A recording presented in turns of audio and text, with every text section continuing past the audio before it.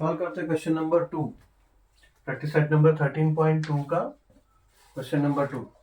ये last question है इस प्रैक्टिस सेट का, या फिर कह सकते हैं चैप्टर का ही लास्ट क्वेश्चन है। छोटा सा चैप्टर है, चैप्टर काफी छोटा था, बट ध्यान में रखो कोई भी चीज इसमें निगलेक्ट मत करना। जितने भी टेस्ट है सारे टेस्ट अच्छे से ध्यान से देखो और समझो। बार बार मैं बोलूंगा इसका जो, ऐसे तो सभी चैप्टर, जितने भी चैप्टर्स के अगर पहला अगर कॉन्सेप्ट जो है, बेसिक कॉन्सेप्ट उस चैप्टर का देख लोगे, समझ लोगे, तो आपका बेसिक्स बहुत स्ट्रांग होता है। मैथ्स में बेसिक्स बहुत इंपॉर्टेंट है। सिर्फ बस क्वेश्चन सॉल्व किया, अभी हो गया और सेम न्यूमेरिकल्स आया तो हो जाता है, बट देन अगर कॉन्सेप्ट समझ में नहीं आया तो न्यूमेरिकल चेंजेस होता है तो सॉल्व करने में दिक्कत आता है। ठीक है, और ऑब्वियसली ये सारे अभी 8th स्टैंडर्ड से थोड़ा सीरियस हो जाओ। कुछ सब्जेक्ट्स जैसे मैथ्स है, साइंस है, ये सब सब्जेक्ट्स जो है बहुत सीरियस हो जाओ, क्योंकि कंटिन्यूटी होता है इसमें। 8th से जब स्टार्ट होगा आपका, तो ये सब चीज़ें कंटिन्यूटी होंगी आपकी 9th में, एंड देन बोर्ड्स में जो भी 10th है उसके बाद, and then it will continue till 11th 12th and then. So अभी थोड़ा सीरियस हो जाओ पढ़ाई में। उम्र हो गई आप लोगों की, खेल वेल के बहुत हो गया। खेलो, ऑब्वियसली थोड़ा खेलना तो ज़रूरी है, बट देन थोड़ा सा समझ के जो भी करो, थोड़ा सोचो समझो, उसको अच्छे से समझ लो। बस खाली स्कूल से मिल गया होमवर्क, क्लासेस से मिल गया होमवर्क, देख लिया वीडियोस, ऐसा नहीं होता। थोड़ा कॉन्सेप्ट को समझो, ठीक है, तो फ्यूचर में उसका बेनिफिट्स होगा, बहुत ज़्यादा बेनिफिट होगा। जितना कॉन्सेप्ट आपका क्लियर रहेगा, आगे जो टाइम कंजम्पशन है कोई भी चीज को समझने का, वो टाइम कंजम्पशन आगे कम हो जाएगा। वरना आगे दिक्कत होगा, बेसिक कॉन्सेप्ट जो पीछे का छूट गया है ना, तो फिर आगे समझने में चीजों को बहुत मुश्किल, बहुत दिक्कत आता है। ठीक है, ठीक है, अभी हम आते हैं क्वेश्चन 2 पे। क्वेश्चन 2 क्वेश्चन है कि in the adjacent figure segment A D is congruent to segment E C. यानी ये फिगर में एक साइड जो है कॉन्ग्रुएंट दिया है, A D is congruent to E C. अब क्वेश्चन ये है कि which additional information is needed to show that triangle A B D and triangle E B C will be congruent. यानी हमको ट्रायंगल कॉन्ग्रुएंट है ऐसा प्रूव नहीं show करना है, प्रूव नहीं करना है। बस अगर एंगल एंगल साइड टेस्ट से इस ट्रायंगल को अगर प्रूव करना हो तो क्या क्या और चीजें कॉन्ग्रुएंट प्रूव हो सकती है, तो ये ट्रायंगल कॉन्ग्रुएंट होगा, ऐसा हमें बताना है इसमें। ठीक है, तो इसमें कैसा है, दिया है triangle A B D and E B C. Start करते हैं solution. In triangle A B D and triangle E B C. ठीक है, इन्होंने क्वेश्चन में कहा है कि side A D is congruent to side E C. ठीक है, and therefore for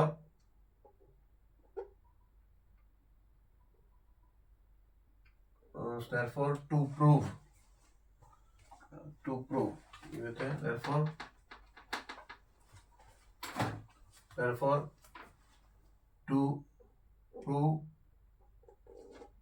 about triangles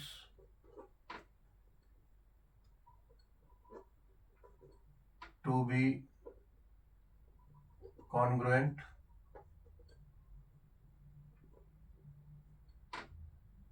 as per AAS test, below information would be required। यानी बिलो अभी जो हम नीचे करने वाले हैं वो रिक्वायर्ड है। जैसे साइड तो कॉन्ग्रेंट दिया हुआ है, अभी हमें दो एंगल और कॉन्ग्रेंट है ये मिलना चाहिए था, ये इंफॉर्मेशन हमें चाहिए था। वो कौन से हो सकते हैं?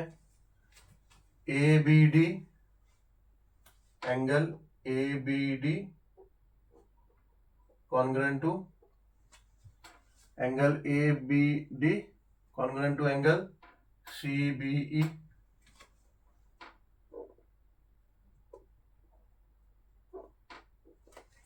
या फिर angle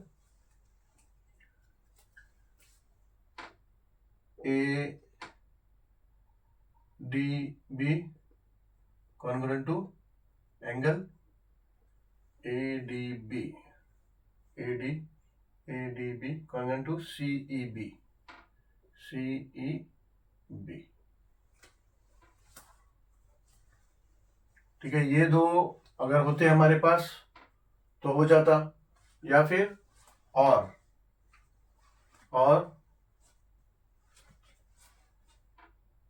angle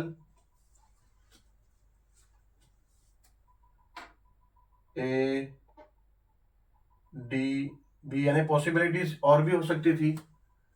A D B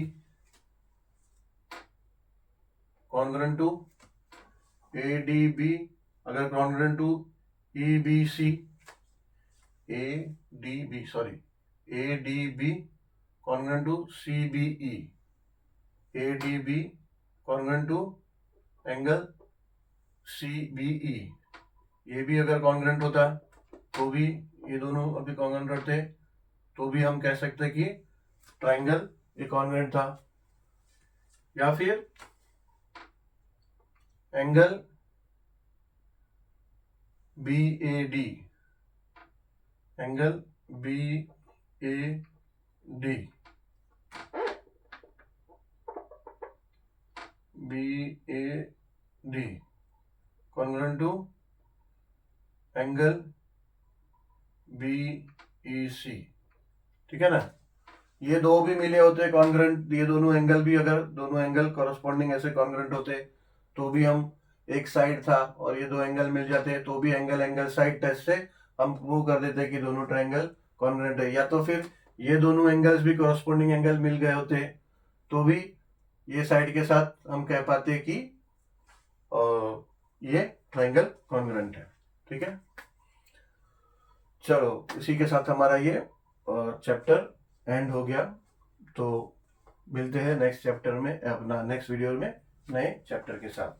ठीक है, आप लोगों को काफी बार बताया है, फिर बता देता हूँ। हो सकता है ऐसे कि कभी कभी पार्ट में सारे वीडियोस हो जाते हैं, कभी कभी एक क्वेश्चन में भी पार्ट हो जाते हैं वीडियो के। तो ठीक है, तो अगर ढूंढने को, कंटिन्यूटी ढूंढने को अगर दिक्कत आता है तो आप वीडियो डायरेक्ट आप चैनल ओपन करेंगे, चैनल में प्लेलिस्ट में जाएंगे तो प्लेलिस्ट में आपको पूरा चैप्टर है ना, कोई भी चैप्टर है जो कोई भी स्टैंडर्ड का, आपको चैप्टर नेम से आप देखोगे प्लेलिस्ट में, तो प्लेलिस्ट ही ओपन करो। प्लेलिस्ट ओपन करोगे तो वो चैप्टर का पूरा एक्सप्लेनेशन सीरियल वाइज आपको मिलेगा, सीरियल वाइज सभी वीडियो मिल जाएगा। उसमें लेक्चर के अनुसार उसमें अरेंज किया हुआ, lecture 1 2 3 and like that. Obviously आप डायरेक्ट कैप्शन का जो हेडलाइन है वो डालोगे तो भी मिलेगा, बट देन लेक्चर से सर्च करोगे तो आपको लेक्चर से सभी, और उसमें थंबनेल में भी आपको दिखाई देगा लेक्चर में। ठीक है, या तो फिर टाइटल भी देखोगे तो टाइटल में भी लिखा होगा, तो उस हिसाब से आप वीडियो ओपन कर सकते हो। चलो, थैंक यू वेरी मच।